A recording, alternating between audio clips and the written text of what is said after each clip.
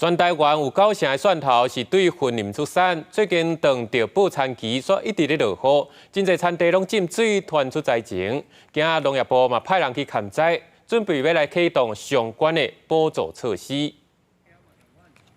农民落田甲浸水的蒜头挖起来，即嘛是云林种蒜头的季节。即阵仔煞定定上大雨，部分排水歹的田拄种落的蒜头全拢烂去。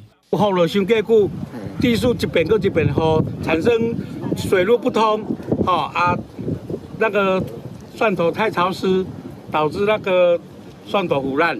改良场、农粮署啊、县府公所呢，我们来现场看看。如果说栽损有达到标准，我们就会建议农业部启动现金救助这样。